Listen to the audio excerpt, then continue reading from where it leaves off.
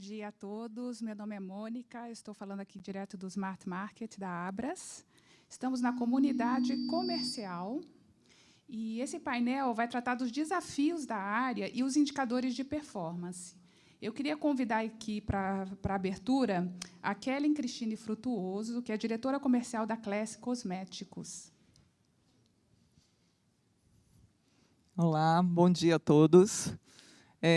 Hoje eu vou falar um pouquinho de ativações no PDV, os desafios da indústria no ponto de venda. Antes eu gostaria de apresentar a Class. Eu sou diretora comercial da Class Marketing. A Class ela é uma empresa de cosméticos que iniciou sua trajetória em 2004. Ao longo desses anos, ela fez aquisições de diversas marcas no mercado. Hoje, ela é líder de algumas categorias muito importantes para os segmentos cosméticos, como a categoria de hairspray e descolorantes. Em hairsprays, a gente tem o maior share de mercado, 57% de share de mercado, em pó descolorantes, 42%. E a Class ela carrega dentro do seu legado uma profunda preocupação com o universo feminino. E a gente aproveitou exatamente esse período de retomada da pandemia, de apresentação de novos lançamentos, e trouxemos uma linha de tratamento que chama Salão Opus. Essa linha ela é o aliado perfeito no poder de transformar não só os cabelos, mas também a vida de centenas de mulheres. A Class possui um instituto que chama Beleza que Fortalece, e o Instituto Beleza que Fortalece ele se aliou a uma importante campanha do governo que se chama Sinal Vermelho contra a Violência Doméstica. E essa campanha ela abraça todas as causas de assédio sexual, moral, psicológico, patrimonial. E a Class acredita profundamente em tudo que envolve o universo feminino. E bem-estar envolve amor, equilíbrio, vida saudável, propósito e o seu autoconhecimento, né? A mulher saber o seu valor.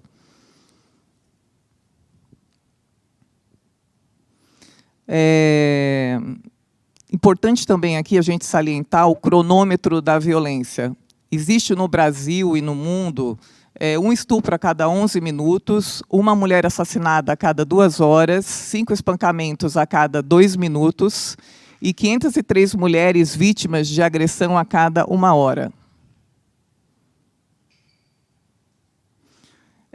Entre as várias formas de violência que a mulher pode sofrer, existe a violência física, a psicológica, sexual, a violência patrimonial e a violência moral. Lógico que, se você não é uma mulher, você tem uma irmã, você tem a sua esposa, a sua filha, a sua mãe. E a Class ela vem lutando exatamente contra a violência sistêmica, as desigualdades de poder, negação de direitos e a tolerância social. O Brasil ele tem um longo histórico de tolerância social no que tange a esse movimento de violência contra a mulher. E a Class tem lutado fortemente por essa causa. Nessa parceria que nós firmamos com o magistrado brasileiro e o Conselho Nacional de Segurança, a Class criou uma homepage onde ela mostra todos os direitos, como a mulher faz para se defender no caso de sofrer uma violência doméstica, passar por esse trauma, quais são os direitos dessa mulher. E a gente estendeu toda essa temática, porque ela, na verdade, é uma profunda emblemática social. A gente estendeu isso para o ponto de venda. E a gente levou essa causa para a gôndola, né? Então, a gente acredita que, mais do que promoções, né, a busca pelo êxito da venda, pelo sell-out na gôndola, a gente poderia engajar também e informar essas mulheres. Então, nós criamos, além da homepage, você pode acessar belezaquefortalece.com.br e entender toda essa campanha, todo esse projeto, e principalmente nos ajudar e aderir a essa causa. Também fazer parte e multiplicar esse material nas suas redes sociais. Eu vou mostrar para vocês um vídeo que a gente preparou para essa campanha.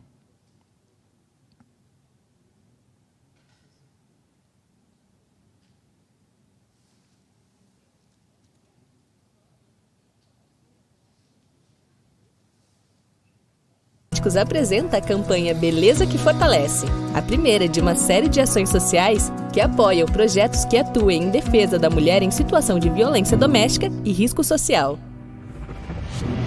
O Brasil está em 5º no ranking dos países que mais matam mulheres no mundo por conta da violência doméstica, segundo a OMS. A cada 2 minutos, uma mulher sofre violência doméstica no Brasil. No ano de 2020, durante a pandemia de março a agosto, 497 mulheres morreram de violência doméstica. A Beleza que Fortalece reforça a responsabilidade social para garantir os direitos humanos das mulheres, conscientizar a sociedade no enfrentamento da violência contra as mulheres e promover uma mudança cultural a partir de atitudes igualitárias na prática de valores éticos e estabelecer cultura de paz, respeito e solidariedade. E o mais importante, salvar vidas.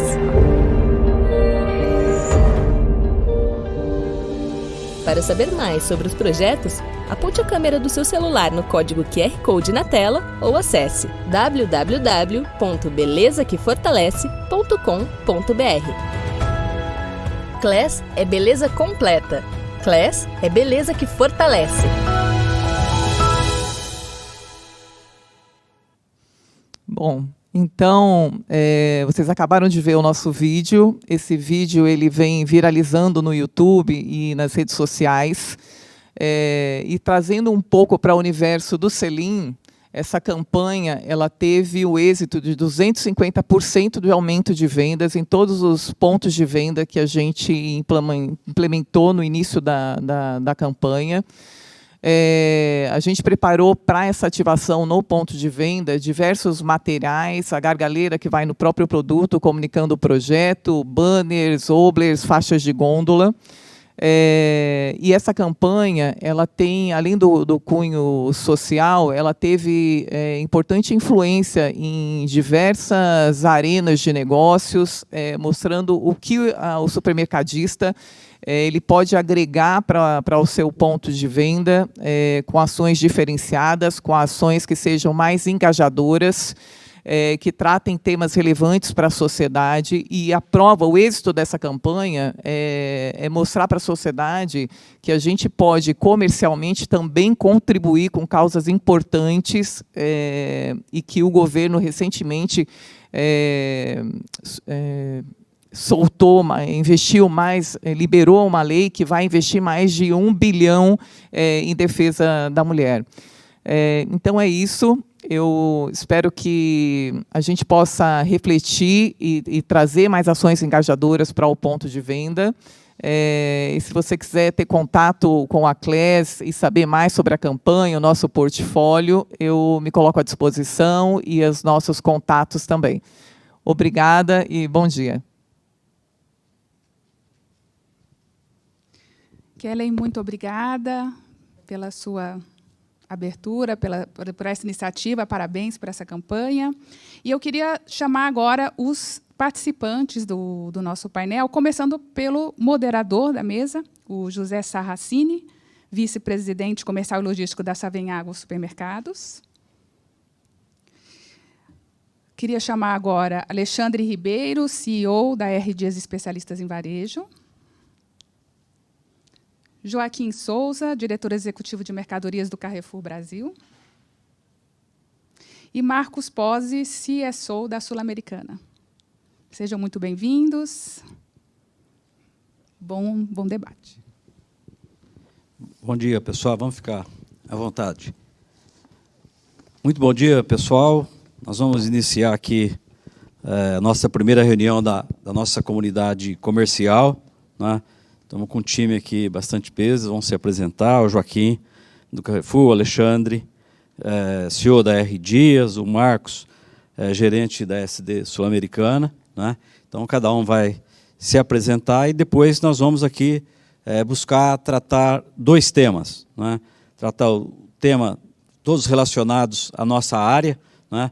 Saber quais são os nossos principais desafios, as nossas dores, e buscar deixar alguns indicadores para que, no período da tarde, um outro time volte e encontre outras formas de nos ajudar, né? Buscando as referências de mercado, as melhores práticas. Então, praticamente, essa nossa sessão aqui vai estar dividida em 2 momentos, né? E a gente abre aqui.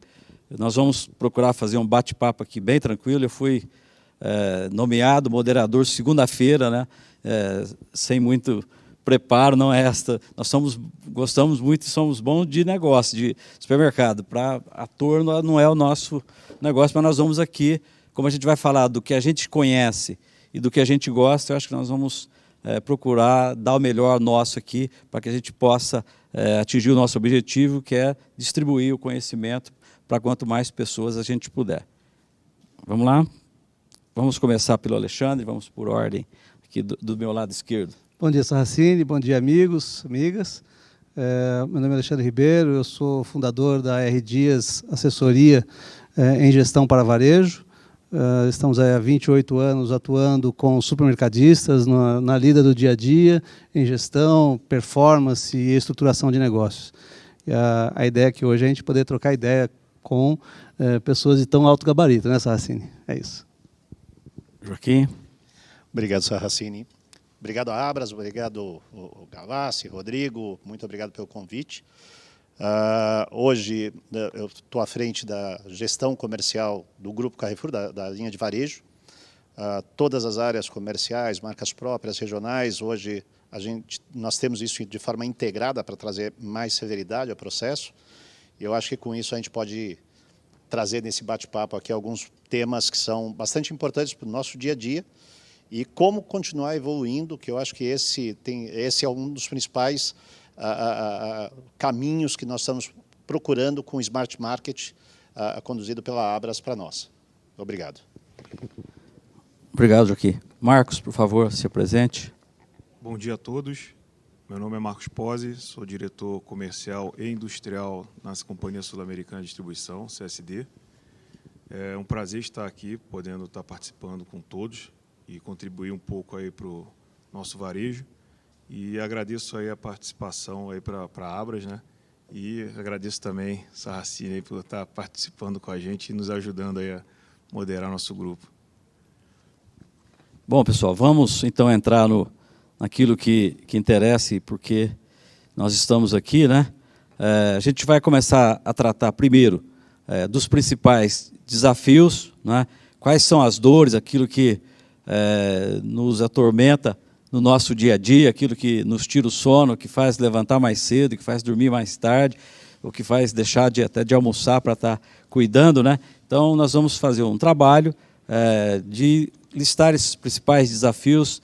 Eu acho que eles não são diferentes, eles praticamente mudam de endereços e de CNPJs e de bandeiras, mas eles são presentes praticamente em todos os varejos das multinacionais, até aquele supermercado de uma única loja de 4 checkouts, de 2 checkouts, que está lá no bairro, que está lá na ponta. Pode ter certeza que em proporções diferentes, mas ele sente as mesmas dores. Então, Joaquim, vamos começar por você, né? Listar aí 3, 4 dores que mais te atormentam e nós vamos trabalhando aí em conjunto e podemos fazer contribuições e juntos a gente construir aí esse nosso primeiro desafio, que é ver quais são essas principais dores que nós temos aí dentro dos nossos negócios, dentro das nossas empresas. Obrigado, Sarracini.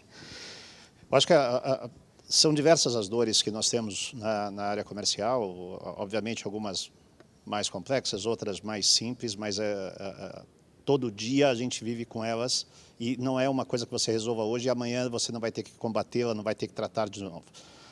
Mas eu acho que o princípio do nosso negócio, né, a gente tem um acionista e sócio hoje, que é o Abílio, ele fala sempre que o nosso negócio de varejo ele é feito por duas vertentes muito importantes: pessoas e processos.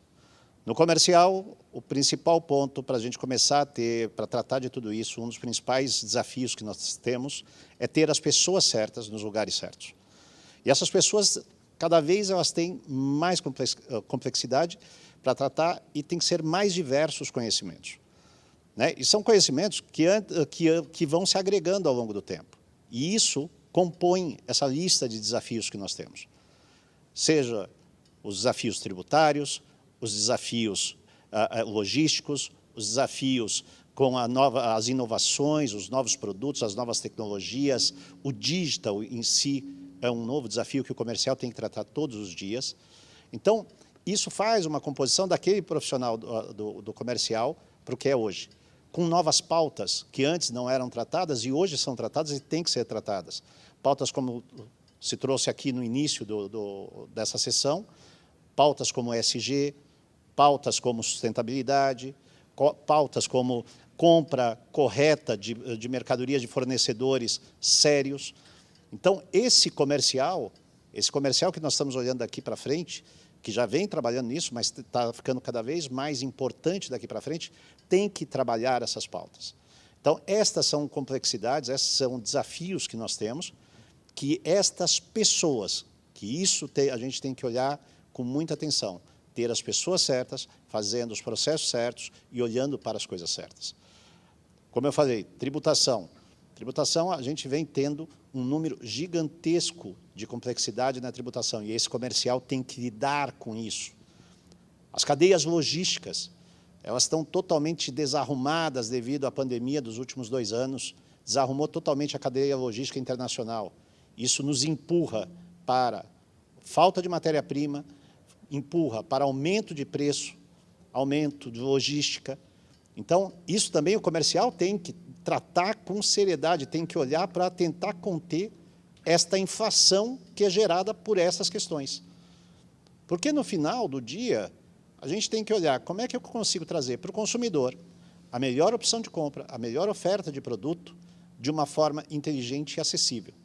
Então, esse é um conjunto que eu vejo, Sarracini, de complexidades, né? Claro que cada um dá para entrar mais detalhadamente, aí os colegas vão complementar, mas o primeiro passo, hoje, é ter as pessoas certas, de forma correta, bem informadas, engajadas no propósito da empresa e engajadas nessas pautas que nós temos.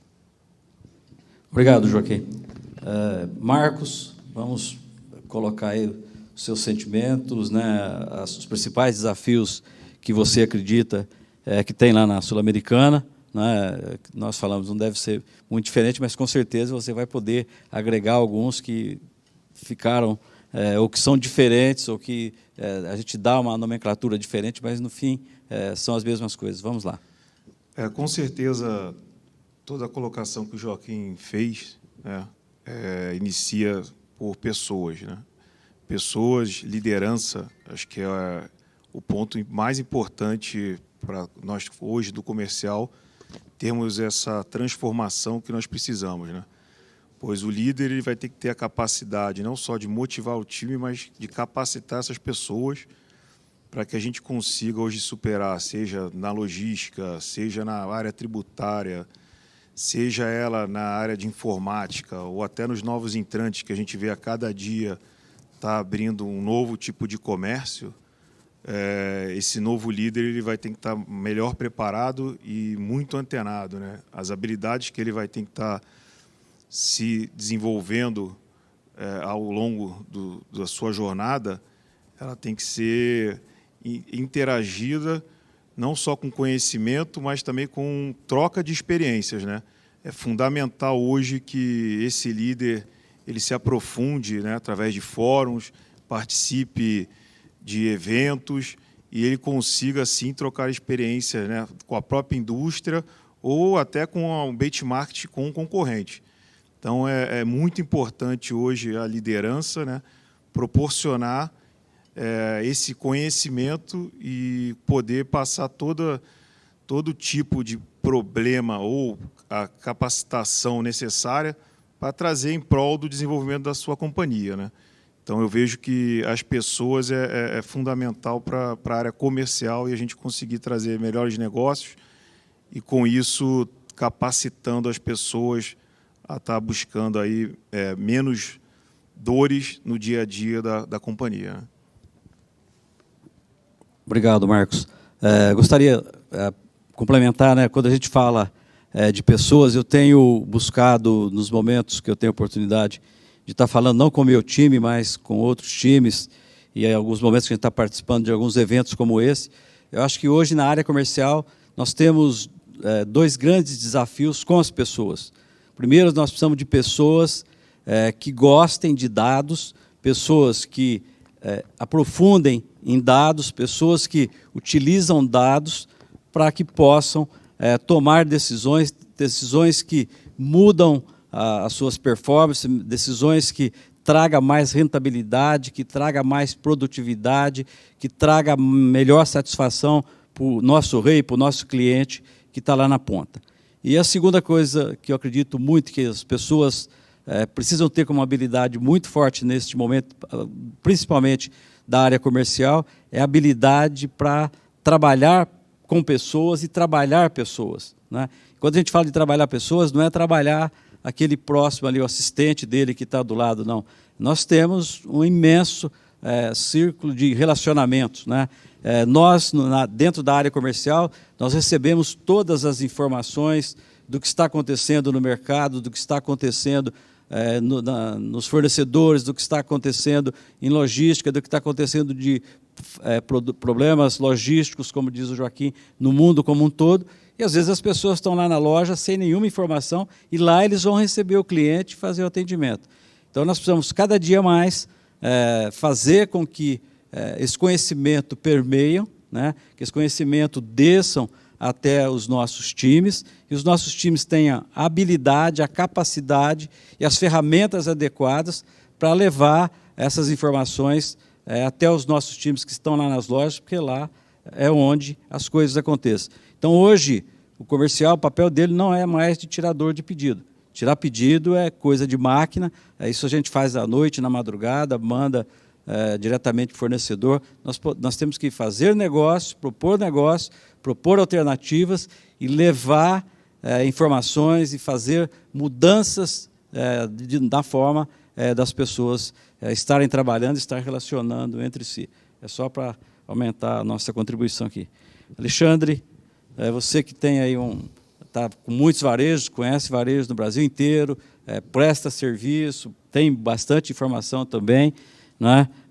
A sua contribuição aí, porque você entende, mesmo não atuando diretamente no varejo, mas você atua indiretamente, mas com muitos varejos, ajuda muitos varejos a trabalharem. O que você sente, você deve ter uma relação, um conhecimento de desafios diferentes que, às vezes, a gente não sente, porque, às vezes, tem coisas que está resolvida, a gente não sente, mas que outros varejos de tamanhos diferentes que você conhece, a gente trabalha somente no nosso negócio, né? Então, às vezes, você tem experiências de outros varejos menores, médios, ou até grandes, que tenham necessidades, que tenham desafios que nós não apontamos até aqui. Bom, obrigado, Sarracini. Eu acho que, para engrandecer a colocação dos colegas, né, falou-se sobre pessoas e o fator humano é sempre um aspecto crítico para o negócio. Então, eu queria partir de um outro ponto de vista para chegar até o mesmo lugar. Olhar de fora para dentro. Então, o mercado está se sofisticando de uma forma, Sarracini, muito, muito acelerada. Então, o nível de sofisticação do mercado está cada vez maior, a complexidade, juntando alguns dos aspectos que os colegas já colocaram, né, o mercado está cada vez mais sofisticado, cada vez mais complexo.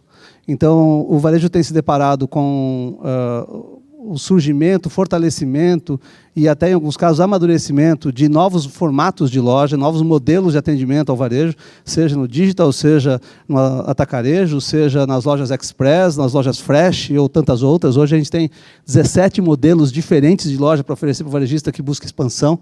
Então, o nível de complexidade cresceu muito. Então, essa complexidade ela se espelha nas dificuldades de gestão. Vocês falaram de pessoas, eu acho que é absolutamente complementar, chegando do mercado para essas pessoas, quanto de informação nós temos dentro do negócio, na inteligência, para oferecer a essas pessoas para que elas possam ser melhor guiadas pelos desafios críticos que elas têm pela frente. Então, acho que esse aspecto da complexidade e sofisticação requer que nós tenhamos processos cada vez mais robustos e informação cada vez mais pertinente e objetiva. No passado, a gente fazia força para ter muito mais informação dentro da empresa. Hoje, a gente tem que filtrar a informação para que a gente seja mais objetivo com as equipes, que tem pouco tempo para fazer os atendimentos, pouco tempo para planejar, pouco tempo para se antecipar. Então, eu acho que o principal aspecto crítico que isso traz é como essa equipe se reorganiza diante das mudanças que nós estamos vendo, seja no restante do mercado, seja no comportamento do consumidor ou nas cadeias de suprimento, como já foi apresentado aqui. Esse talvez seja o primeiro desafio crítico. Existe um outro desafio que, no meu ponto de vista, ele talvez se complemente com isso que eu acabei de falar, que é a seguinte perspectiva. Quando a gente olha para este mercado que está mais sofisticado, a gente pensa que nós precisamos ter mais performance, porque as despesas estão crescendo num ritmo muito maior do que apenas o comercial é capaz de dar conta. Então, isso traz um peso de responsabilidade para a área comercial ainda maior. E, em muitas empresas, alguns equívocos têm ocorrido pedindo para que o comercial resolva sozinho essa conta. E existe um limite que é imposto pelo mercado de quanto o comercial consegue resolver. Com esse ponto de vista, nós precisamos ter dentro de casa uma diligência clara sobre quais são os aspectos que devem, de verdade, fazer parte da responsabilidade do comercial e quais precisam ser tratados pelo restante dos aspectos. Porque, com os novos modelos, nós estamos vendo paradigmas de eficiência diferentes nos modelos, nas operações. E isso faz com que a gente precise repensar quanto os negócios estão prontos para repensar o seu jeito de agir, para obter mais performance e, com isso, garantir que a gente consiga gerar EBITDA. Acho que esses talvez sejam os dois aspectos de maior criticidade que a gente vê por aí, Sarracini. Bom, Alexandre, aproveitando aí a sua fala, né, e fazendo um complemento também, acho que é algo que a gente tem trabalhado, eu acho que as empresas estão muito focadas nisso. Você foi muito feliz na colocação. Se a gente acreditar que o gestor de categoria vai fazer análise de 1.500, 1.800 SKUs, analisar estoque, ruptura, perda, venda, margem, concorrência e tal, isso não vai acontecer.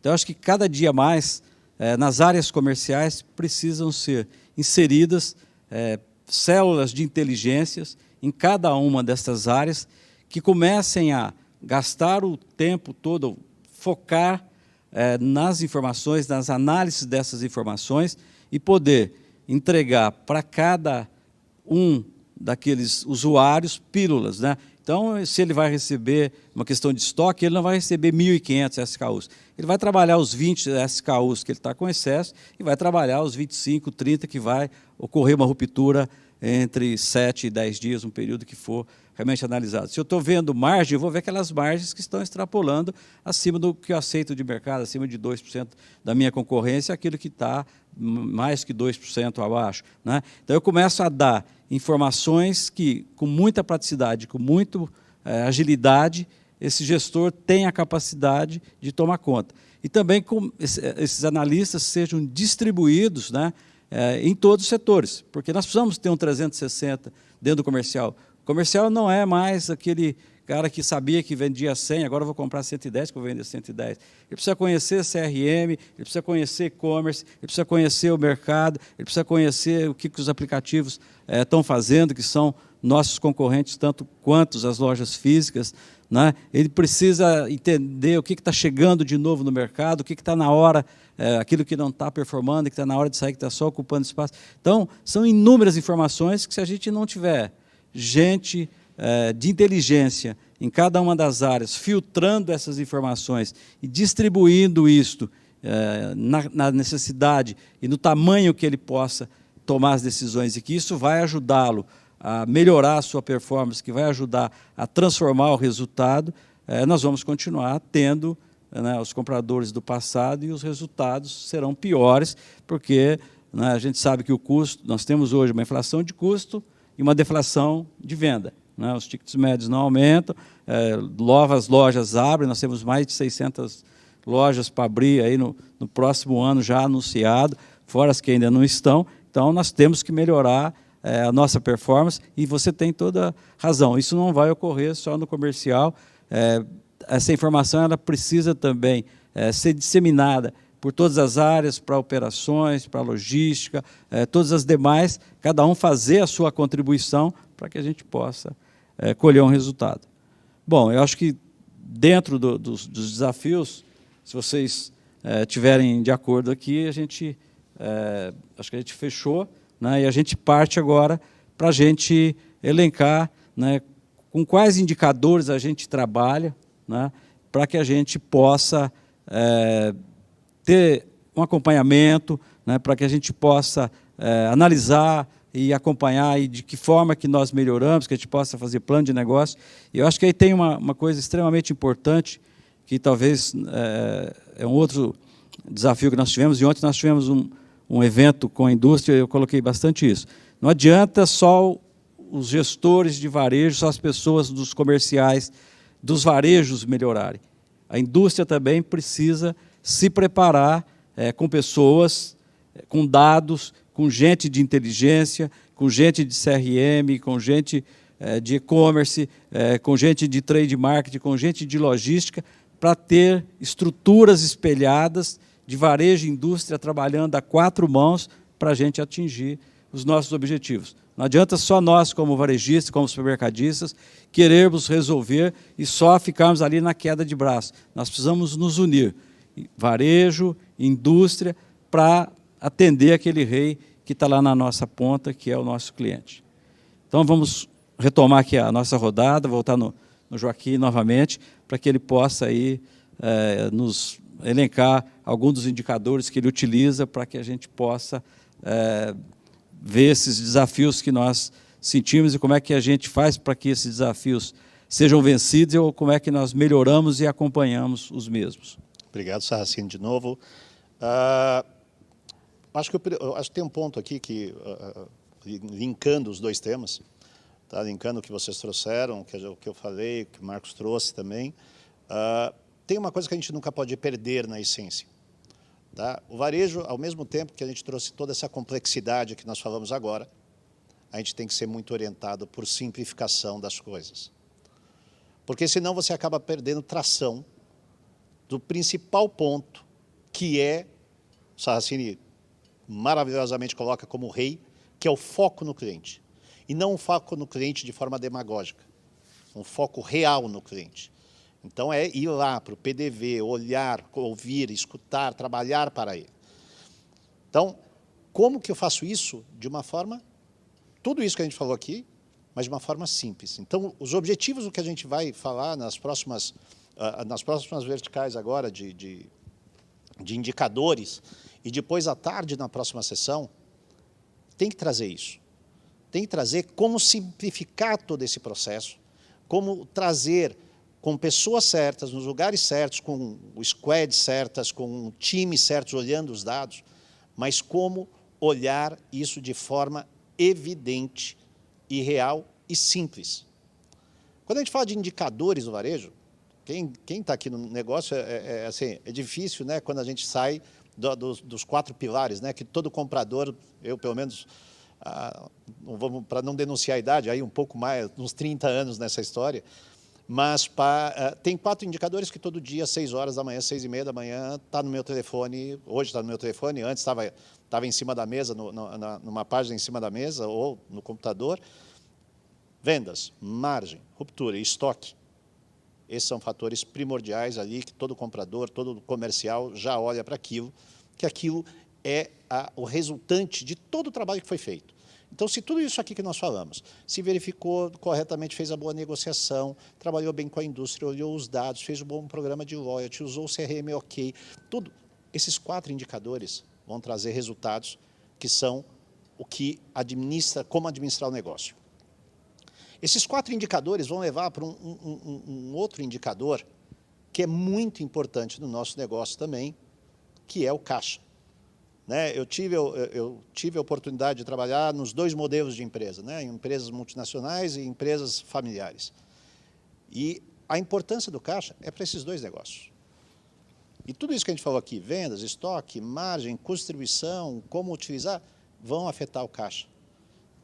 E esse é o oxigênio real de crescimento de uma empresa.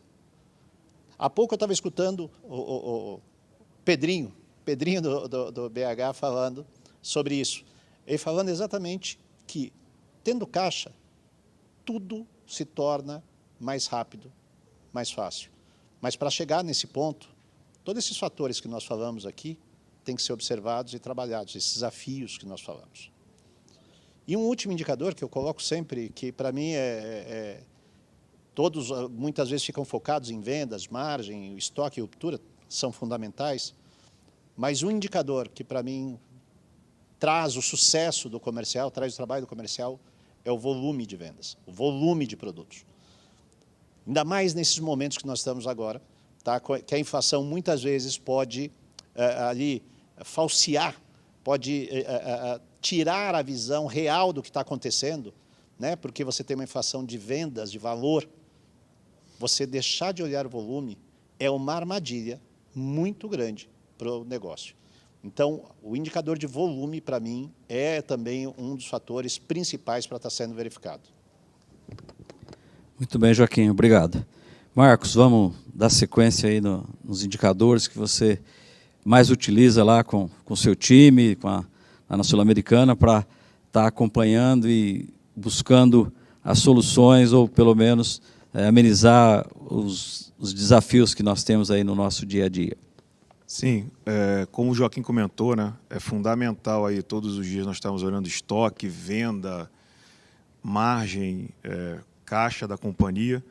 E lá na companhia a gente também olha muito o ticket, né? A gente comentava, o ticket ele é fundamental. A gente vê a transação do consumidor ali, se a gente está atingindo, se a gente está melhorando, evoluindo. Então, algo também que todo dia a gente coloca junto aos nossos compradores, né, e junto às equipes, né, até a loja, para poder estar buscando sempre atender aquele consumidor melhor e atender cada vez mais para poder ganhar aquele market share, né, que é onde também a gente mensura e estamos sempre preocupados em estar ganhando um pouco mais de mercado, que também é um outro indicador que a companhia usa bastante, que é um indicador de share, que permite a gente indicar se nós estamos sendo assertivos ou não naquele mercado onde a gente atua. Então, são alguns também dos indicadores que eu diria que contribuem, né, para uma boa gestão da equipe, e isso pode também alavancar a melhoria para o comercial, buscar, né, uma melhor condição para a venda, uma melhor condição para a rentabilidade, quando se tem crescimentos aí através de tickets, através de venda, através de share, e isso contribui certamente aí para o crescimento da companhia. Obrigado, Marcos. Eu acho que ainda para contribuir aí com a questão dos indicadores, né, acho que nós temos dois indicadores extremamente importantes que foram colocados, mas eu gostaria de ressaltar, né? Primeiro, a questão da ruptura, né? O Joaquim colocou, né, o Marcos também, mas é algo que o mercado brasileiro, novamente junto com o trabalho aos fornecedores, nós precisamos trabalhar isso com muito afinco, né? Se vocês tiverem a oportunidade de ver o fechamento do mês de março, né, a ruptura nacional medida pela Neogrid daqueles que fornecem seus dados, está em 14%. É altíssimo, né? Esse mercado ele teria que trabalhar num nível de 4%, aí seria algo aceitável, né? E nós temos, a hora que a gente olha, todas as empresas que estão listadas lá, nós temos empresas trabalhando com 27%, com 28%, com 26%. Então, 25% daquilo, 28% daquilo que ela teria de disponibilidade para atender os seus consumidores, seus clientes, na ponta não está presente no seu ponto de venda. Então, aí perde valor de ticket médio, perde cliente, porque o cliente ele muda de marca, muitas vezes ele muda de loja, ele muda de bandeira, né? Então, são coisas que a gente precisa estar trabalhando. E o segundo grande visibilidade que a gente dá e que a gente dá bastante foco é na questão de perdas, né? Porque às vezes a gente fala, não, mas perda é muito pouco, é 2%. Né? Só que hoje, para a gente fazer um resultado de 2%, não é fácil na última linha. Né? Então, às vezes, se a gente trabalhar, se a gente criar mecanismos de acompanhamento, colocar isso como um indicador a ser trabalhado por todos os setores, por todas as lojas, por todos os times, né? Nasce lá no produto, vem para o setor, do setor para o composto da loja para a regional, da regional para a companhia como um todo. Se a gente economizar lá 0,50 dessa perda, que é possível fazer, não é? Com esse trabalho, nós vamos ter um resultado, uma melhoria do resultado geral da companhia muito forte. Né? Então, só para reforçar aí as colocações muito bem que vocês colocaram, são todas realmente bastante importantes e tem que ser acompanhado no dia a dia, tem que ser o café, como diz Joaquim, antes do café da manhã. Eu tenho também esse mesmo hábito. Antes de sair, eu já vejo, né, tenho os indicadores todos, e você já, no caminho de casa para o trabalho, você já vai vendo quais e onde você precisa atuar para corrigir imediatamente.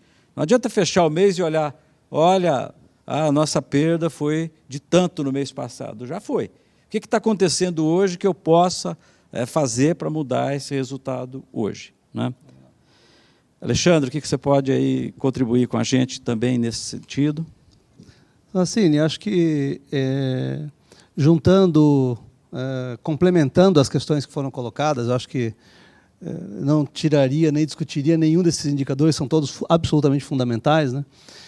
Mas conectando esse assunto com a rodada anterior, como a gente está vendo que o negócio está sendo submetido cada vez mais a um nível superior de complexidade, eu acredito que a gente precisa ir um pouco além, e eu acrescentaria talvez 3 indicadores nessa dinâmica. Talvez pudesse acrescentar mais um conjunto maior, mas quem mede muito não mede nada, né? Então vamos focar no que importa. A gente vive um cenário, né, como o Pedrinho colocou no outro painel, a questão caixa é relevante, né? Joaquim reforçou isso aqui. Caixa é algo que está diretamente relacionado a 2 fatores. Um, quanto o financeiro disponibiliza de caixa para o negócio, e o outro lado, o comercial, que nos importa aqui nessa discussão, que é como o comercial gera ou consome caixa. Então, é pouco comum ainda a gente ver grandes esforços das empresas imbuindo o seu time comercial, né, focando o seu time comercial em garantir que haja um ciclo financeiro saudável. Então, só que é o comprador que faz isso. O comprador que mantém um estoque mais alto e toma mais capital de giro.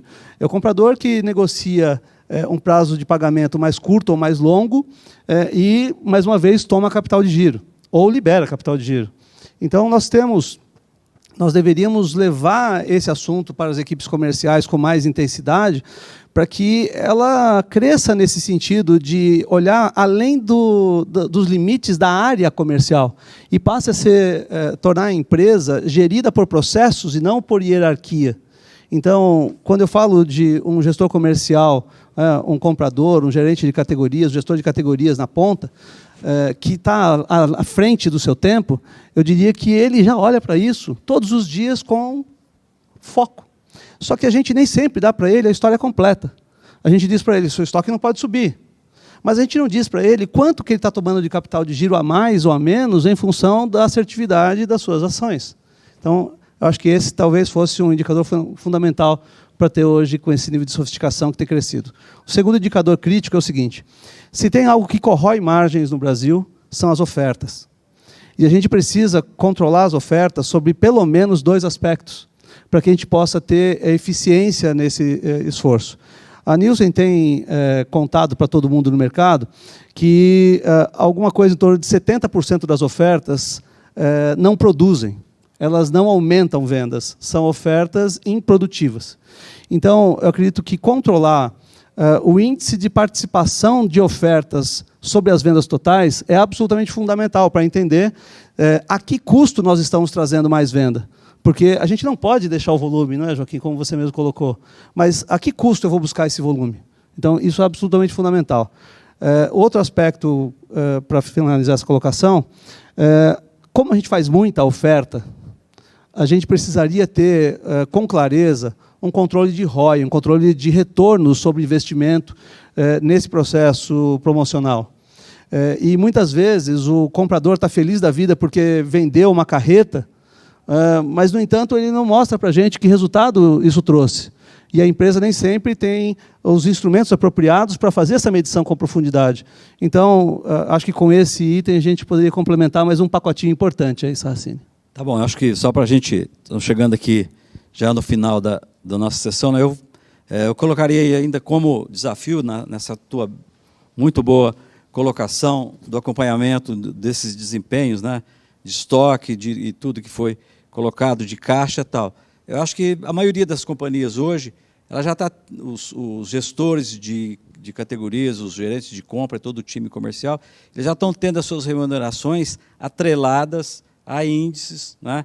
E a hora que você começa a colocar isso, e a hora que você começa também que ele tenha não só a participação no fazer, mas também no receber pelo que foi feito, a gente começa a ter um trabalho com sentido duplo, né? Então, nosso time já há bastante tempo tem 5 índices, ele venda, margem, estoque, perda, e a hora que está no estoque, está se você já falou em, se ele estiver acima do estoque, automaticamente ele ofendeu caixa e tudo mais, né? E estoque, perda, tal, 5 KPIs que faz parte das suas remunerações variáveis. Então, não é só mexer no bolso, é colocar mais no bolso. A hora que a companhia tem mais, ela tem mais condição de distribuir. Então, talvez seja não é uma receita que vale para todos, mas seja esse um caminho para que a gente motive o time, para que a gente traga mais o time para estar vivendo, né? Bom, gente, nós chegamos aqui ao final da nossa missão, né? Acho que eu não vou voltar aqui para cada um despedir, porque senão nós vamos estourar o nosso tempo aqui. Então, agradecer ao Joaquim, ao Alexandre, ao Marcos, né? Esse bate-papo foi realmente um bate-papo, e a gente ficaria aqui, com certeza, a tarde inteira, até na hora do jantar, né? Porque a gente falando do que gosta, falando do que a gente tem um pouco de conhecimento, é uma delícia, né? Então, eu acho que a gente ficaria aqui bastante tempo, mas agradecer, esperando que a gente conseguiu contribuir com a nossa comunidade. Esse é o trabalho que nós vamos fazer aí, nesse próximo ano, juntos, aí, trabalhando sempre e podendo trazer conhecimento, podendo trazer boas práticas para que o mercado cresça. Não adianta só a nossa empresa crescer, nós precisamos formar o mercado, nós precisamos formar pessoas para o mercado, e nós precisamos cada dia mais estar com essas pessoas, com as capacidades necessárias para atender o nosso cliente que está lá na ponta. Obrigado, Sarracini. Obrigado. Obrigada, Sarracini. E com isso a gente encerra aqui o nosso debate. Eu agradeço a presença aí do Sarracini, do Joaquim Souza e do Marcos Rizzi. Marcos Pozzi. E eu peço que o Alexandre continue. A gente vai dar sequência aqui na comunidade comercial. A gente vai dar sequência a soluções e casos de sucesso, né? Com Alexandre Ribeiro, CEO da R Dias Especialistas em Varejo. Os demais participantes, muito obrigada.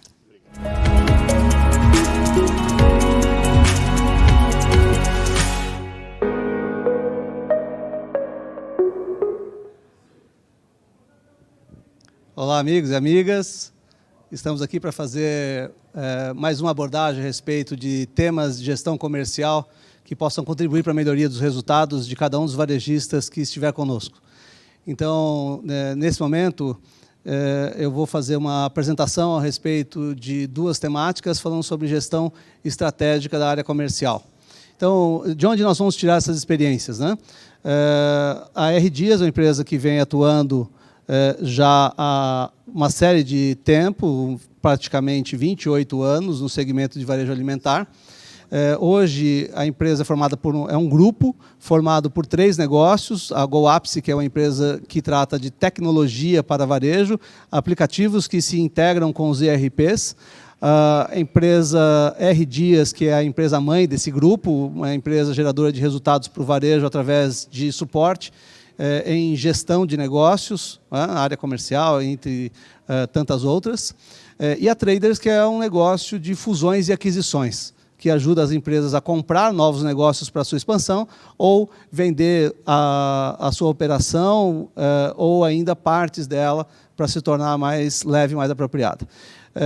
Nesses 27 anos que nós temos atuado no varejo, temos lidado com a operação de loja, redução de perdas, controladoria, logística, como eu falei, de fusões e aquisições, processos de expansão e inteligência de mercado, que é onde nós abrigamos a área comercial, né? Nós temos um foco muito grande em preparação de gente. Nosso capital está todo relacionado ao capital humano e intelectual. Então, nós temos uma universidade corporativa dentro da R Dias que capacita constantemente o nosso time. Para aqueles que quiserem conhecer um pouco mais sobre isso, podem entrar no portal, nossa iniciativa de conteúdo, que é o portal Varejo em Ação, varejoemacão.com.br, como está mencionado ali embaixo. para conhecer um pouco mais de podcasts, vídeos, artigos, muito material técnico a respeito de gestão de varejo. Então, é daí que nós vamos tirar essas experiências críticas para a evolução do negócio. Bem, entrando já no nosso assunto, nós vamos falar a respeito de gestão estratégica comercial. E o que significa isso? Significa mexer as peças certas para conseguir a performance maior, aquela que é exigida pelo negócio, para que a gente consiga gerar resultado no final do expediente. Então, o que nós precisamos fazer é saber jogar o jogo que está posto, mexer as peças certas. Então, nós vamos tratar disso com um foco, que é como melhorar os resultados de forma sistêmica e impactante, porque é isso que tem tido como demanda para o negócio varejista nos últimos tempos. Então, começar direto na veia, nós estamos vivendo um momento de vendas estagnadas, inflação em alta, volume em queda, que isso por si só acaba gerando um cenário bastante delicado. E os desafios do varejista nisso começam a surgir. Então, como aumentar as vendas, como atrair mais consumidores, como superar os concorrentes, como fazer para que a empresa tenha mais lucro, que gere mais lucro. Então, são muitos como isso, como aquilo. E a grande questão, gente, que quando se faz essas perguntas para o gestor varejista, numa proporção muito grande dos casos, em momentos cruciais, a resposta que se obtém para isso costuma ser muito repetitiva. Que resposta é essa? Vou fazer oferta. Então, esse é um assunto delicado, eu gostaria de trazer isso como nosso tema de fundo. Nós temos que olhar para a gestão comercial de uma forma mais ampla, mais profunda, e considerando outras variáveis também, né? Então, vamos olhar para elas. A pergunta que não quer calar, né? As ofertas são responsáveis, são a resposta certa para todas essas necessidades? Será? Eu preciso fazer tanta coisa, ter tanto resultado, será que só a oferta vai resolver isso? Invariavelmente, não. Essa é uma notícia não tão boa, né? Mas a parte boa do que vem por trás disso é que a gestão comercial ela tem muitas ferramentas disponíveis para poder atingir seus objetivos. Vamos conhecer algumas delas, né? Primeiro aspecto é a estratégia comercial. Precisa estar claro o que eu quero do mercado, como eu vou abordar esse mercado, como eu vou atrair consumidores e daí por diante. Depois disso, eu tenho que olhar para pricing, como eu posiciono meus preços para garantir que eu tenha uma relação saudável entre o que eu ofereço para o mercado em termos de nível de serviço versus o que eu cobro como preço praticado. A partir daí, eu tenho que olhar corretamente para a gestão de ofertas, eu tenho que pensar na gestão de categorias, sortimento de exposição, gestão de fornecedores, processo de negociação, gestão de demanda para garantir que a gente tenha o estoque certo para o momento certo, não dê ruptura, mas também não sobre, porque meu capital de giro ele é limitado, né? Eu tenho que controlar as rupturas, tenho que garantir que esse capital de giro seja saudável, tenho as ações de trade, eu tenho que entender da jornada do shopper e tantas outras coisas de estrutura da área que precisam acontecer para que isso tudo tenha sucesso. Então, diante desse cenário, fica claro que cada uma dessas frentes, como vocês estão vendo aqui no demonstrativo de um caso aí, de um passado recente, cada um desses grupos de atividades tem capacidade de acrescentar algum nível de resultado para o negócio. Então, o que nós precisamos entender é que os resultados não vêm só de um lugar. Portanto, usar sempre a mesma ferramenta, usar sempre a mesma estratégia, a mesma tática, talvez já não sirva mais, não produza mais os resultados que nós queremos. Portanto, como vocês podem ver, dá para tirar um pouquinho de resultado de cada um dos lugares onde você mexer. Como diz um cliente nosso, no varejo é assim, né? Cada enxadada sai uma minhoca. Então, vão ter que saber bater direitinho, porque, neste caso, essa empresa acabou capturando 2,3 pontos percentuais de melhoria de resultado, algo que é relevante, né? Bem, a pergunta que não quer calar, e eu deixo aqui para você pensar, diante de tudo isso que você viu, o que está sendo feito na sua empresa? Né? Quanto vocês têm se mexido em cada uma daquelas variáveis? Ou será que está concentrado? Se a gente fosse fazer um mapa de calor nesse conjunto de ferramentas, conjunto de processos de gestão, quais deles estão sendo mais usados, quais estão sendo menos usados? Então, a dinâmica é que, para conseguir um resultado melhor, eu vou ter que mexer em mais variáveis, isso não tenha dúvida, né? Sobre esse ponto de vista, eu decidi aqui abordar 3 aspectos relevantes que podem gerar resultados bastante expressivos. Um deles é o pricing, né? E a dinâmica do pricing diz respeito à otimização de preço de venda, tanto para garantir que a gente tenha mais margem, como para garantir que a gente atraia o consumidor e gere vendas nos volumes apropriados, né? E não dá para esconder, esse negócio tem um potencial enorme, né? Todo mundo tem visto isso. Há mais de 18 anos na R Dias a gente aborda esse assunto, implementa processos dessa natureza, e a gente percebe que os varejistas estão cada vez mais abertos a olhar para esse assunto. Não é à toa. Só o price tem capacidade de aumentar as margens entre 0,6 e 1,5 pontos percentuais.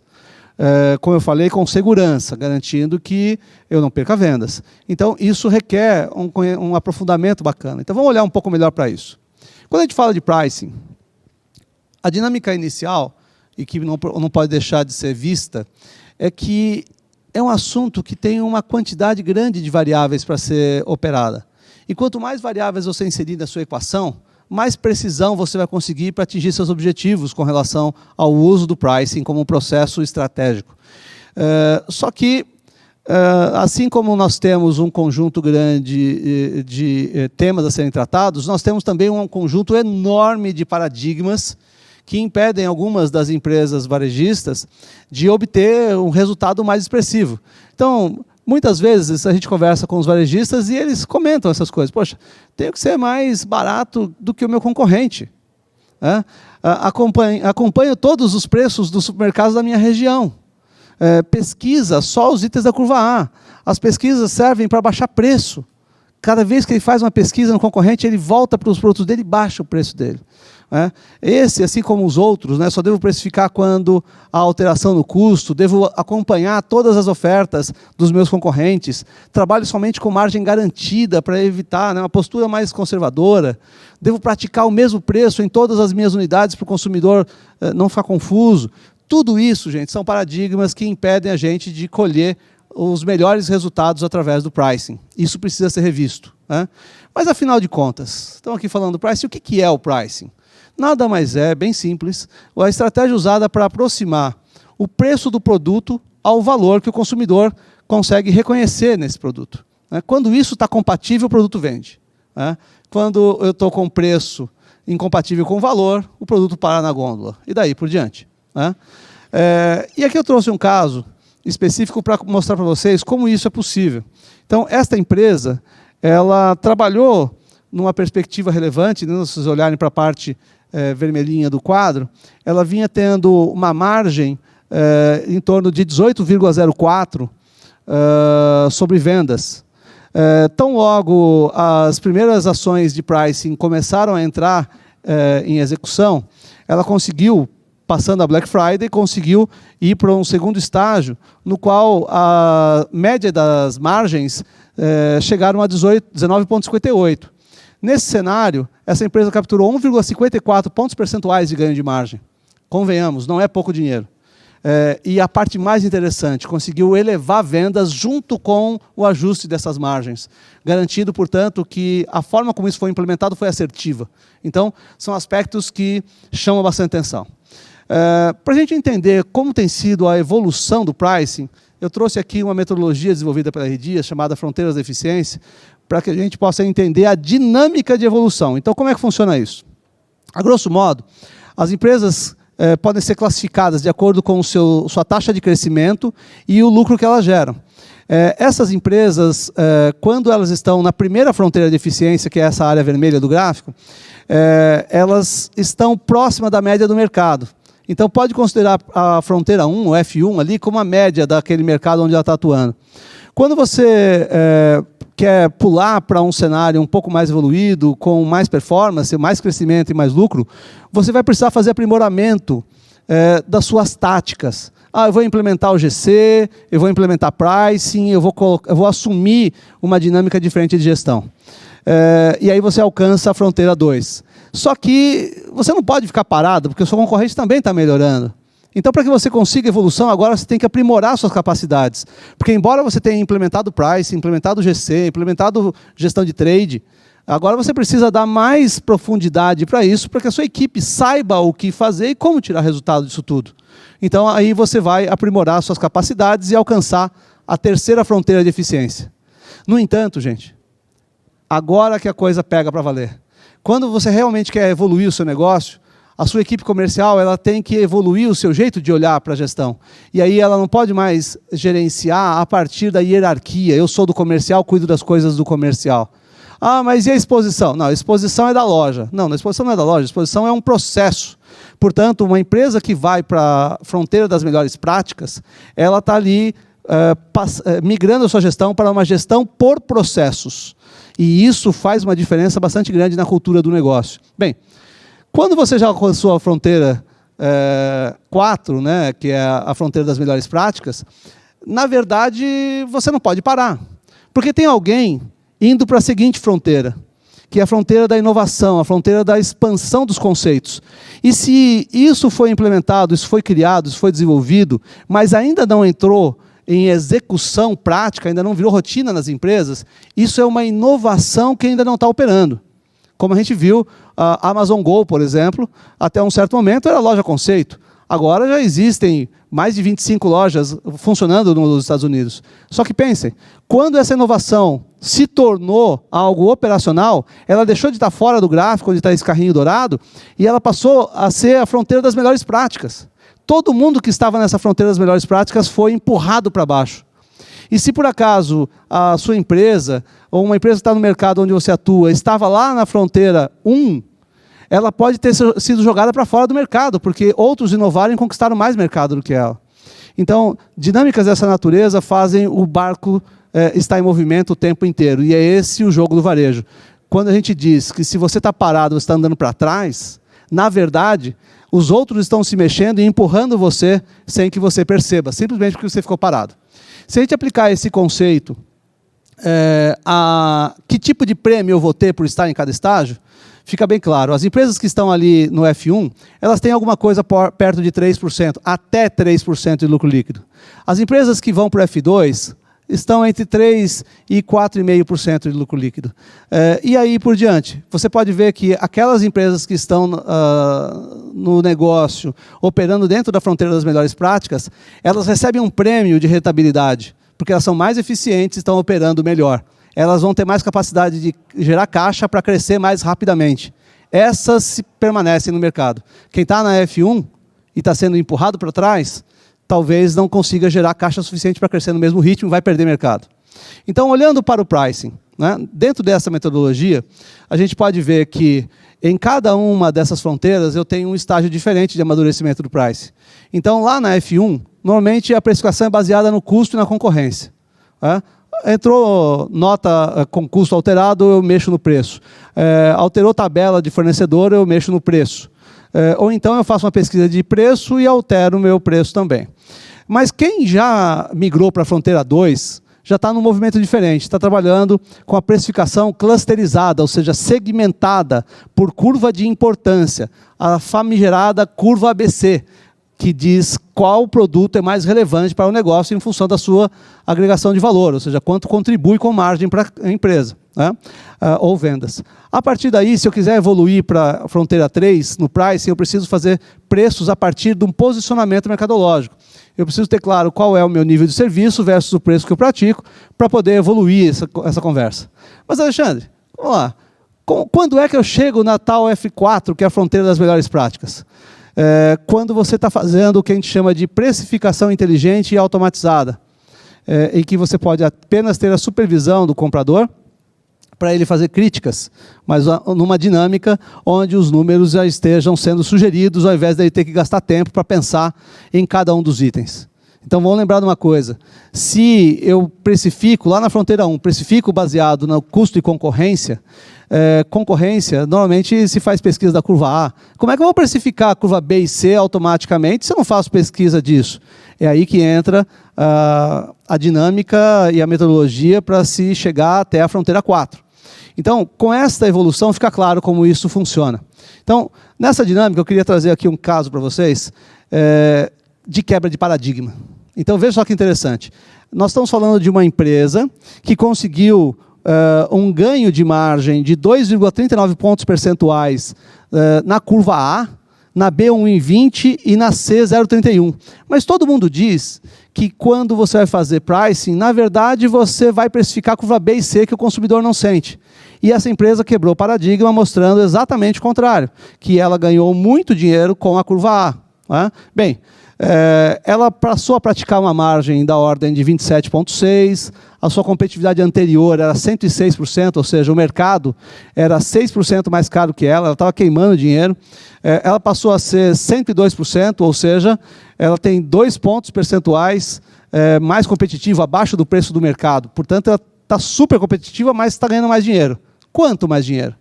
Essa empresa ela aumentou suas margens em 1,68 pontos percentuais, gerando um ganho mensal de margem, de lucro bruto, da ordem de R$1.250.000.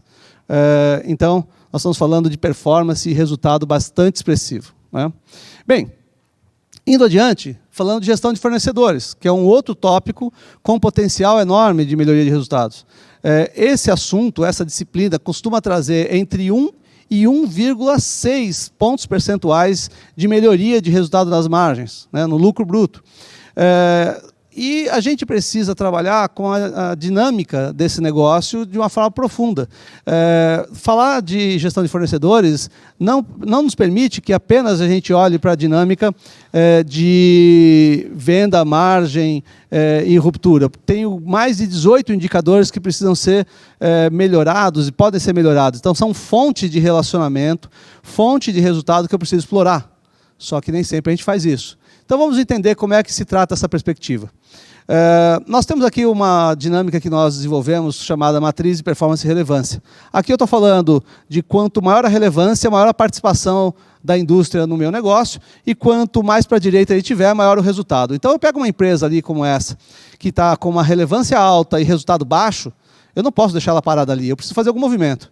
Então, eu posso fazer um movimento de aumentar o resultado que ela deixa para a empresa, ou eu posso reduzir a relevância, a participação dela. Com isso em mente, fica claro que eu tenho que ter uma estratégia clara para mexer com essa empresa. E essa outra, então? Aqui ela está mostrando uma relevância baixa e um resultado baixo. Talvez a gente não esteja operando bem com essa empresa ou ela não tenha punch para fazer movimento com a gente. Eu vou deixá-la ocupando o meu caixa, ocupando o meu depósito, ocupando o espaço na gôndola? Provavelmente não, tenho que repensar esse cara. Para cada quadrante onde cada uma das indústrias estiver posicionada, eu tenho uma estratégia diferente de movimentação. O que é que eu vou fazer com essa indústria? E por que é tão importante você fazer isso? Primeiro, porque você precisa reconhecer quem é essa indústria. E não pelo relacionamento pessoal apenas, mas reconhecer pelos indicadores, pela performance e resultado que ela gera para o seu negócio. Para que você possa tratá-la com racionalidade. Isso falta muito na gestão comercial e a gente precisa garantir que passe a figurar como algo fundamental. Porque se eu tenho uma empresa que tem uma relevância alta e um resultado alto, eu preciso dar para essa empresa mais participação, porque vai valer a pena para mim, mais espaço nos meus negócios, seja no estoque, seja na própria área de vendas, e eu preciso ter uma aproximação maior. Mas eu não consigo fazer isso com todas as empresas. Então, se eu estiver fazendo isso com empresas que não geram a performance que eu gostaria, eu estou queimando uma que me gera um resultado fenomenal. Então, eu preciso olhar para isso. Portanto, classificar as indústrias em cada um desses quadrantes facilita a gestão estratégica desse negócio. Para isso, a gente sugere que as empresas criem um score desse fornecedor, para que ele possa ser constantemente avaliado e nós tenhamos clareza de quem é ele. Porque, na verdade, quando você vai falar com esse fornecedor, você precisa ter não 1 ou 2 indicadores na mão, como é tradicional, e eu preciso estar preparado. Portanto, aqui tem um exemplo de... Estamos olhando para um fornecedor com 18 ou 19 indicadores aí na parte da direita dessa tela. Isso permite que eu veja a vida desse fornecedor com profundidade e racionalidade. E eu me deparo com situações como essa, por exemplo, em que eu tenho indústrias com posições completamente diferentes, sendo que, porque eu dou mais volume para aquela que está me dando menos margem. Às vezes acontece, não é em todos os lugares, né? Isso só em outros países menos desenvolvidos do que o Brasil, isso pode acontecer por causa da verba. E a questão é, a verba cobre 7 ou 8 pontos de diferença de margem que um fornecedor me dá frente a outro? Dificilmente. Dificilmente os contratos são maiores do que 4 a 5% para ocupar gôndola, num caso como esses players que vocês estão vendo na tela. Então, eu precisaria questionar e discutir isso. Na verdade, eu precisaria fazer isso com todos os fornecedores. Então, como nós estamos vendo na tela, eu tenho um grupo de fornecedores que está num quadrante que eu preciso avaliar o sortimento e a permanência desses fornecedores. E vejam que é um grupinho bastante relevante, né?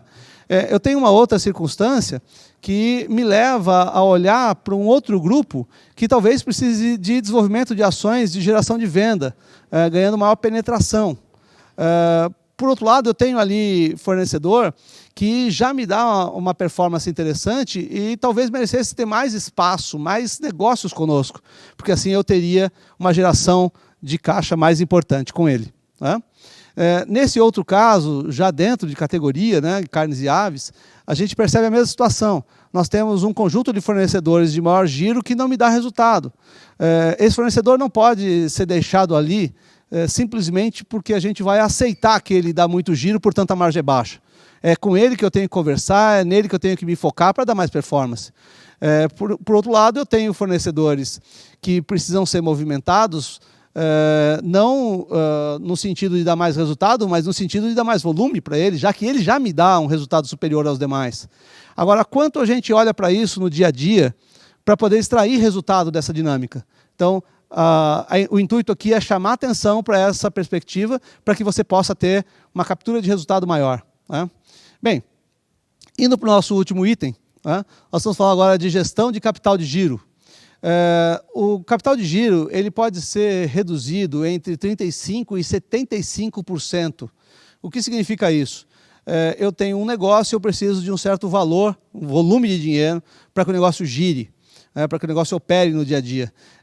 E esse montante chama-se capital de giro e ele pode ser reduzido de 35% a 75%. Se ele é reduzido, para onde vai esse dinheiro? Vai para o caixa. Caixa livre.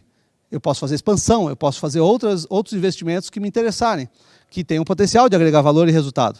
Então, com essa dinâmica, a gente pode olhar para isso de uma forma um pouco diferente, tá? Então, quais são os diferentes níveis de otimização de capital de giro que eu tenho à disposição? São camadas, na verdade, né? Então, essas camadas, a primeira delas é a disciplinar. Se na área comercial eu simplesmente operasse o que está combinado, então, se o fornecedor me dá 15 dias de prazo de pagamento, eu tivesse realmente 15 dias.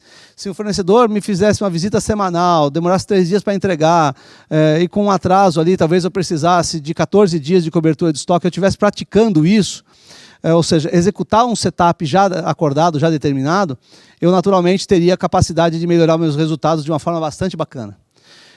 Se eu já tiver feito isso, eu posso ir para uma outra camada, que é o que a gente chama de otimização comercial. Eu posso rever os parâmetros e políticas de relacionamento com esse fornecedor, implementando novas negociações com um aprofundamento diferente para esses aspectos. E aí a dinâmica que nos interessa é olhar para quanto resultado a mais eu posso tirar. O que eu posso otimizar? O que eu posso racionalizar? Isso posto, eu tenho condições de trabalhar uma dinâmica de revisão de políticas e parâmetros de negócios. Isso, por si só, tem capacidade de gerar um resultado muito expressivo e muito maior. Só que a gente precisa parar para rever esses parâmetros. Se eu tenho um fornecedor que o momento de pedido acontece, por exemplo, num período de 30 dias, será que eu não conseguiria fazer com que esse pedido fosse realizado a cada 15 dias? Quanto de performance eu poderia ganhar se eu trabalhasse essa perspectiva? Então, tantas outras discussões podem ser tratadas a respeito desse tema. Vou mostrar alguns exemplos práticos para vocês daqui a pouco, né? Isso já tratado, isso operado e esgotadas as possibilidades, se eu quiser melhorar ainda mais a otimização de capital de giro, eu vou precisar olhar para a questão logística, repensar a distribuição e a alocação de estoque. Tem empresa que tem um centro de distribuição e deixa a maior parte do seu estoque em loja, o que não é uma boa prática, né? O estoque que está em loja, eu tenho muita dificuldade de mobilização com esse item. Então, se ele já está naquela loja, tirar dela para levar para uma outra, caso a outra precise do estoque que eu não tenho no CD, isso custa, e custa caro. Portanto, eu não deveria deixar isso acontecer. Deveria fortalecer os meus estoques no CD, quando a empresa tem CD, naturalmente, e deixar um estoque menor nas lojas. Se isso for feito de forma apropriada, eu consigo operar de uma maneira mais leve, mais coerente. Eu preciso de menos gente na loja, vai dar menos quebra, eu vou ter um inventário menor, isso também tem um custo menor, entre outras coisas. Portanto, se eu já fiz a otimização disciplinar, se eu já fiz a otimização comercial, agora chega a vez de eu fazer a otimização logística, que requer que eu repense a forma como distribuo as mercadorias, a frequência de envio de mercadoria para as lojas, o volume de envio de mercadoria para as lojas e a proporção de alocação dessas mercadorias, desse estoque, entre centro de distribuição e as lojas. Esse item tem capacidade de gerar um ganho bem expressivo quando operado com profundidade. Mas se você já fez cada um desses e foi tirando os naquinhos de performance que é possível tirar de cada um deles, resta você ainda mais uma perspectiva, mais uma possibilidade de melhoria. Que possibilidade seria essa? Bem, eu posso fazer uma otimização de formato de loja. Porque existe um limite de quanto você consegue melhorar alguns drivers de uma loja sem modificar a estrutura dela. O que eu quero dizer com isso? Quando você pensa uma loja e constrói uma loja e você deixou lá uma área de depósito grande para essa loja, o que acontece na prática é que você vai ter uma tentação muito grande a manter aquele estoque cheio. Só que estoque custa, né, de N formas. E me interessa ser mais leve. Se eu quero ser mais leve, então, portanto, eu deveria começar a repensar meu modelo. E aí, repensar o modelo de loja pressupõe que você olhe para uma dinâmica um pouco mais profunda. Eu vou ter que juntar os novos formatos de loja com a logística.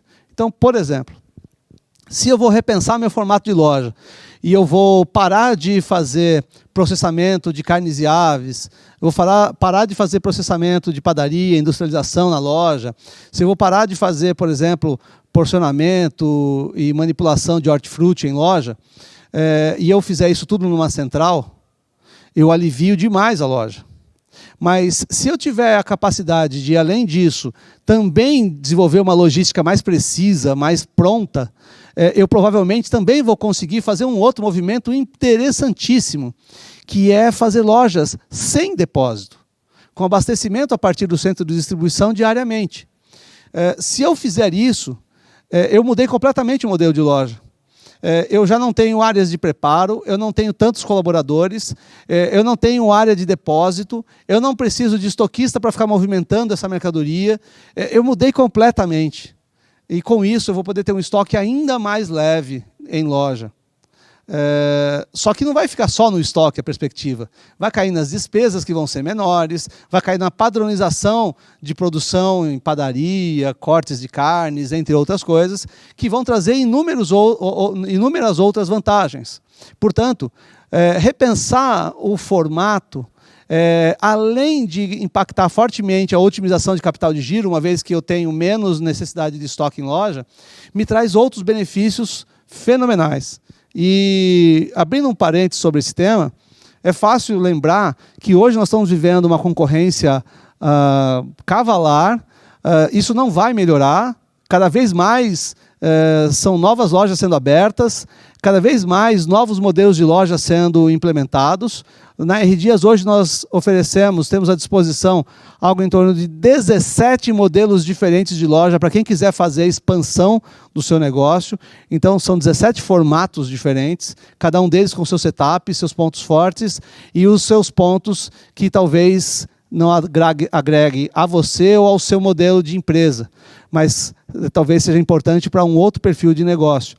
Então, o grande ponto é, quando eu faço um raciocínio sobre quanto a minha equipe comercial tem que melhorar a sua performance, eu não posso deixar a otimização de capital de giro de lado, porque isso é muito pesado, né? E para fazer isso, eu devo olhar para cada uma dessas camadas que vão me ajudar a alcançar patamares apropriados de resultado. Bom, isso posto, gente, vamos dar uma olhada para uma perspectiva mais prática de como isso funciona. Então, quando o comercial ele não observa e gerencia apropriadamente os fundamentos do negócio, ele acaba exigindo da empresa um capital de giro maior, ou seja, mais recursos financeiros. E isso fica bem claro quando você olha para uma categoria, por exemplo, deixa eu escolher uma aqui. Vamos falar de perfumaria, que tem uma participação ali de 8% no negócio. Ela está com 22,8 dias de prazo médio de pagamento a fornecedores. No entanto, ela tem 82 dias de cobertura de estoque. Significa que essa forma de negociação, essa forma de compra, está nos fazendo ficar 59 dias com tesouraria negativa. O que significa isso? Eu paguei o pedido que eu fiz e ainda não vendi tudo que eu comprei. O giro está baixo, o prazo de pagamento está baixo, e aí a gente acaba bancando esse estoque do fornecedor dentro de casa. E isso está deixando 59 dias de tesouraria negativa.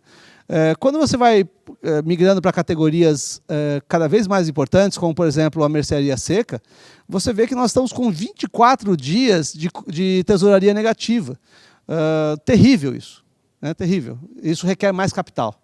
Capital que poderia estar sendo usado para abrir novas lojas e gerar mais lucro. Mas tem um lado bom dessa história também, que é você olhar para essas categorias que estão com os números em azul. Elas são categorias de perecíveis. E os perecíveis têm essa característica. Eles normalmente nos entregam uma tesouraria positiva.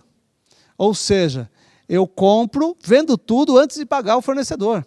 Portanto, eu estou trabalhando sempre com o capital do próprio fornecedor, sem precisar despender capital de giro para esses departamentos. Sem contar que, convenhamos, os departamentos de perecíveis costumam deixar maiores margens. Então, além de ser útil e apropriado para o capital de giro, também é interessante para a perspectiva de melhoria de margem.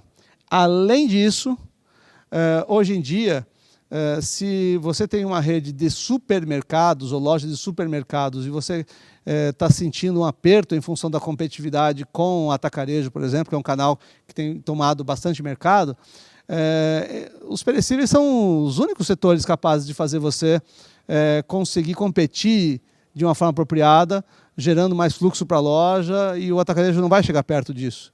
Porque se ele chegar, ele vai precisar colocar mais nível de serviço, ele vai precisar colocar mais margem, mais preço, o que vai acabar com o diferencial competitivo dele. Portanto, são inúmeras as vantagens de olhar para isso. Focando no assunto que nós estávamos discutindo sobre capital de giro, dê uma olhada só como fica esse caso. Aqui nós estamos falando de uma empresa com um faturamento de 46,7 milhões ao mês, e essa empresa tem um cenário interessante. Se você olhar para a coluna anterior, a cobertura de estoque estava em 34 dias. Ela foi otimizada levando para 26, ou seja, economizou 8 dias de cobertura de estoque.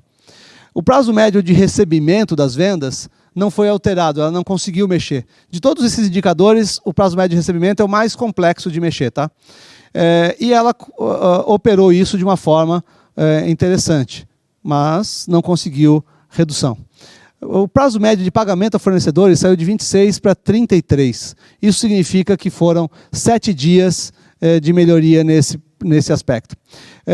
Portanto, quando a gente olha para o ciclo financeiro, ele saiu de 23 dias para 8 dias. Significa que eu tirei 15 dias de capital de giro de dentro do negócio e levei para o caixa. O que significa isso em valores? Vocês estão vendo ali, o capital de giro era de 22 milhões, otimizado ele passou a ser 7.900, portanto, eu trouxe para o caixa 14.944. Portanto, são 14,9 milhões de reais em redução de capital de giro. Faça o que você achar melhor com esse capital. Invista em expansão, invista em reforma de loja, invista em projetos que vão trazer mais retorno do que deixar o dinheiro parado lá. Nós estamos falando desse caso, gerou uma redução de 65% no capital de giro. Vejam, que coisa assombrosa. Nós estamos falando de 65% do capital de giro que estava ocioso, parado lá sem fazer nada útil. Bem, aqui nós temos mais um caso que é de uma empresa de 22,4 milhões de faturamento mensal. E se a gente olhar, essa empresa conseguiu 9,9 milhões de redução de capital de giro que foram para o caixa. Né? Nós estamos falando de 71% de redução de necessidade de capital de giro. Notem que aqui o cenário é um pouco diferente. Então, essa empresa já estava com um estoque de 35 dias, foi para 24, poupando 11. Ela foi para um prazo médio de pagamento de fornecedores um pouquinho menor, ao invés de 33 foi para 32, partindo de 24. Então, ela saiu de 28 dias de ciclo financeiro e foi para 8 dias, com 71% de redução. E esse último caso, uma empresa de 66,8 milhões de faturamento mensal, né? E ela já estava com um setup um pouquinho mais azeitado. Se você prestar atenção, são 29 dias de cobertura de estoque, foi para 25. O prazo médio de pagar... uma coisa curiosa no exemplo anterior. Nessa empresa, eles conseguiram fazer um movimento importante. Eles conseguiram melhorar o prazo médio de recebimento em um dia. É bem difícil, porque envolve tirar do crédito e passar para débito ou para dinheiro. Então, foi um movimento louvável que eles fizeram aqui. Voltando a esse caso, foram 10 milhões de redução de capital de giro, com 43,8% de redução e otimização do capital. Notem que o prazo médio de pagamento já era superior, mas ainda tinha espaço. E eles foram para 30 dias de capital de giro. Como vocês já viram no caso anterior, dá para chegar em 32, 33 dias, ainda teria mais 2 ou 3 dias para melhorar a performance aqui. Então, eles saíram de um ciclo financeiro de 16 dias para 9 dias. Isso economizou 7 dias. Portanto, gente, para fechar essa questão, lembre-se, a área comercial é responsável por fazer isso tudo acontecer. Então, isso é gestão estratégica. Isso é olhar para os resultados de uma forma mais completa e profunda. Então, isso posto, o que nós temos nessa dimensão precisa nos permitir olhar para tudo isso de uma forma diferente. Né? E esse aqui é o exemplo de como foi a evolução do prazo médio de pagamento a fornecedores. Estava ali na ordem dos 27, foi lá para 30 e alguma coisa. Né?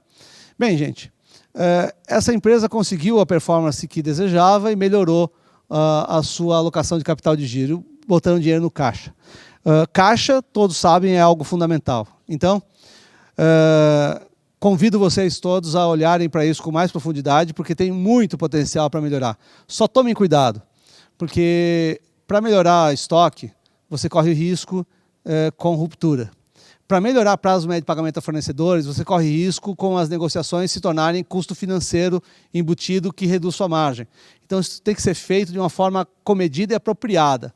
Tome cuidado, mas isso é um potencial enorme. Então, para fechar aqui, gente, o olhar estratégico da gestão comercial, naturalmente, ele pode gerar muitos benefícios para o negócio, como estamos mencionando. Então, para fazer o nosso fechamento, a primeira coisa que eu queria chamar a atenção de vocês e deixar aqui como um recado final é que a gente tem que sair do relacionamento puramente transacional, naquela história que eu peço desconto e o cara me pede volume, e eu preciso agregar mais valor aos negócios. Então, na gestão de fornecedores, vocês viram, aumentar a quantidade de indicadores, aumentar estreitamento de relacionamento com a indústria e reconhecer o cenário da indústria, entendendo o score daquele fornecedor e a sua matriz de relevância. Né? Além disso, melhoria de margens. Né? Esse é um aspecto super crítico. Então, nós temos que otimizar os preços e otimizar o custo de aquisição. Ambos vão impactar na melhoria de margem. Né? Reforçar o caixa, otimizando o uso de capital de giro de forma apropriada. Aspecto crucial para a gente ter performance. Né? Melhores indicadores comerciais através de relacionamento mais técnico, mais profundo com os fornecedores. Não dá para fazer essa coisa rasa, que muitas vezes acaba acontecendo por falta de tempo. A gente acaba não planejando e não se aprofundando na visão necessária. Né? E, por fim, outros 2 itens, o ticket médio maior, graças ao domínio da jornada de compra do shopper. Eu preciso entender o que o shopper vive quando ele passa pela loja para captar a sua avaliação sobre performance do nosso sortimento, a adequação dele, a exposição, níveis de preço, entre outros aspectos. Portanto, conhecer e dominar a jornada de compra do shopper permite aprimorá-la e isso vai trazer um ticket médio maior. Né? O último item dessa minha lista de recomendações a todos vocês, é uma maior recompra em função de um sortimento mais assertivo. O sortimento é o pilar fundamental da gestão. Portanto, é ali que a gente tem que trabalhar para garantir que o consumidor queira voltar à nossa loja. E com isso, gente, eu chego ao final dessa nossa explanação, trazendo para vocês o desejo de que os próximos momentos sejam mais fáceis de serem tocados, apesar de eu acreditar pouco na perspectiva de facilitar as coisas daqui para frente, mas você pode saber, você pode ter em mente que a dinâmica de gestão depende de você ser assertivo nesses aspectos. Trate a área comercial com foco em gestão, e ela é estratégica, e a estratégia está nas suas mãos. Portanto, seja feliz com mais resultados, capriche, e não deixe de nos seguir nas redes sociais. Estamos aí com vocês. Aqui estão os nossos contatos. Não deixe de visitar o portal varejoemação.com.br, que lá você vai ver muitos cases e um pouco mais sobre isso que eu mencionei aqui. Ok, pessoal? Muitíssimo obrigado. E esse WhatsApp aqui estará disponível para dúvidas, caso vocês as tenham. Muito obrigado, um grande abraço a todos.